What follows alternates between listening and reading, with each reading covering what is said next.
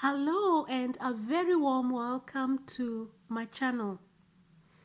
In this video, I'm going to explain to you how to set up a dropshipping business online.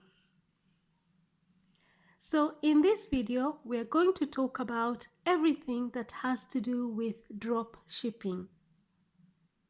And by the end of the video, you will know exactly how to set up a dropshipping business online. Let's begin by looking at what dropshipping actually is. Now, dropshipping is the concept of selling products online without owning a physical inventory. Instead, as a merchant, you are the intermediate link between the supplier and the customer. So if a customer decides to buy a product from your shop online, the first thing that you do is place an order from your supplier for that particular product, and then the supplier ships the product directly to your customer. So really, what drop shipping really is simply the selling of products online without owning a physical inventory, so that when someone visits your shop online and they place an order for a particular product, what you do is you contact your supplier, okay? You contact your supplier, you place that order for that particular product, and then your supplier ships the product directly to your customer. So how do you set up a dropshipping business? Now, to set up a dropshipping business is relatively easy. You basically set up a shop online in which you sell products. You set up a shop online where you sell products. But you don't store or make those products yourself. So you don't store the products in a warehouse, for example, or make those products yourself. What you really are is the link between the customer and the supplier. Now, dropshipping has a number of advantages. And the greatest advantage of owning a dropshipping business is not having to deal with a physical inventory. When you own a dropshipping business, all the products you sell in your shop online come from a supplier. And that supplier could either be a manufacturer or a wholesaler. Okay, so your supplier could be a manufacturer, meaning that he or she manufactures the products, or a wholesaler, someone who sells the products in bulk. And this means you do not have to deal with storage costs at all. Now, other advantages include the fact that you do not incur any procurement risks. This is because you only pay your supplier when you have sold a product to your customer. You only pay the supplier when you have sold a product to your customer. And your selling price consists of the cost price, the order processing costs, and the shipping costs, plus your profit margin. So your selling price for that particular product online, it consists of the cost price, the order processing costs, and shipping costs, as well as your profit margin. Another advantage of drop shipping is that you do not need to hire staff to pack or ship the products. You do not need to hire staff for packing and shipping the orders. Your supplier does this for you. Now, another advantage is that you can easily expand your assortment of the products that you sell online, since you're not bound to an expensive inventory. You also do not have to deal with overstock. Now, when you're setting up a dropshipping business online, there are certain points of attention. Because if you own a dropshipping business, you are responsible for solving problems that may occur with the shipment of the products.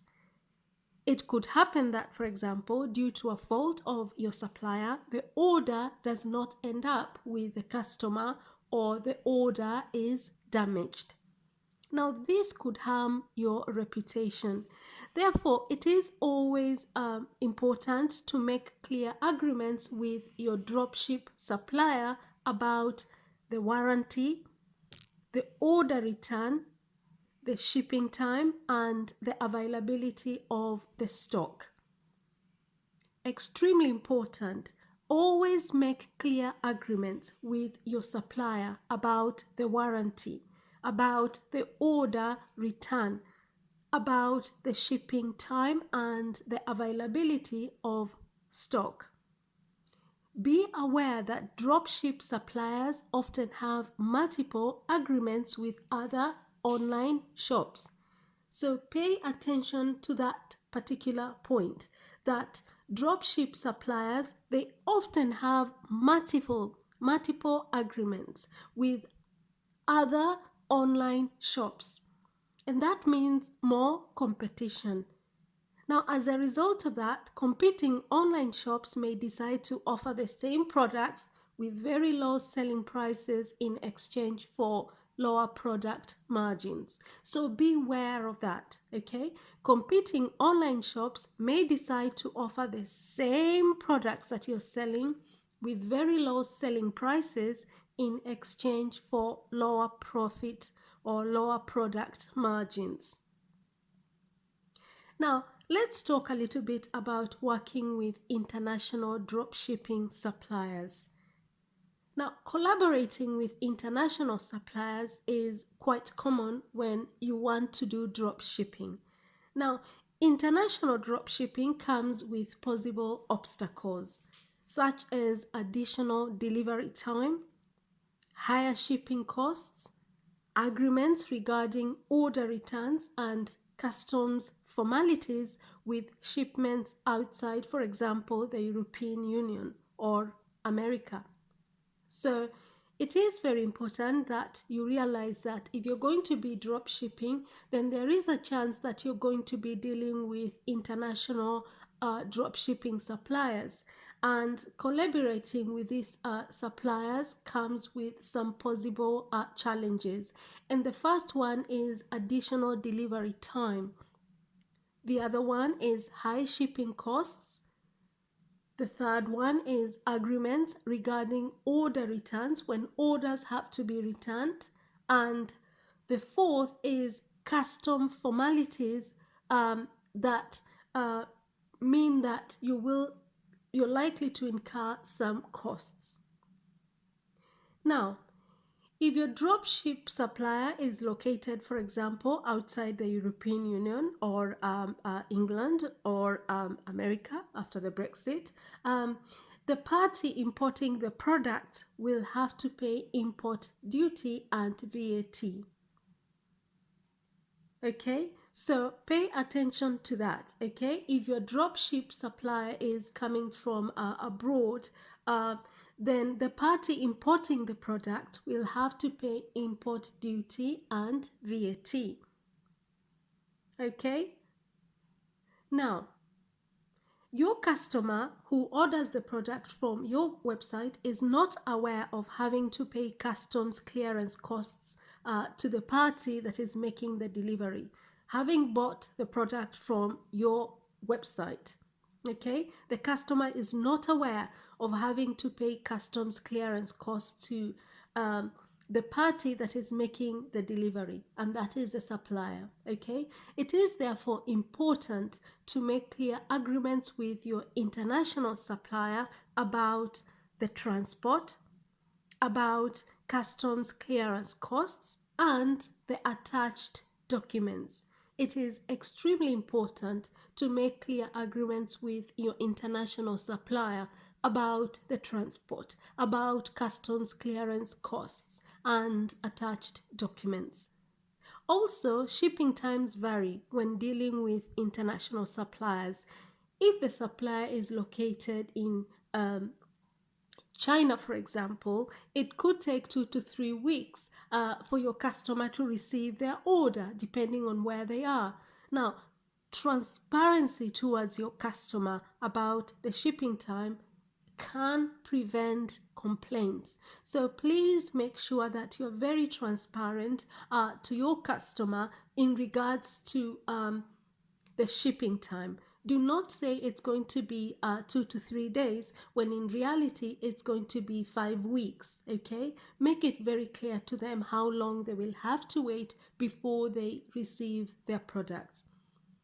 Clarity about procedures prevents unpleasant surprises. Now, the other thing that you need to pay attention to if you're going to set up a dropshipping business is import VAT. Okay, make sure you know which VAT rules apply to the products you sell. Okay, there are different scenarios applicable when it comes to VAT in international drop shipping, especially if you're dealing with suppliers or customers, for example, outside the European Union, if you're going to be in Europe. So take note of the fact that there are some VAT rules that apply to the products that you sell. And many suppliers outside the European Union, for example, they always include VAT in their selling price so that the customer does not have to deal with unexpected costs. So that is probably something you may want to do as well, okay? Many suppliers outside the European Union, they include VAT. You can include VAT in the selling price so that the customer does not have to deal with unexpected costs. Okay. Now, usually you have to register for VAT in the country of the consumer. Okay. Now, VAT and import duties obviously depend on the country of arrival.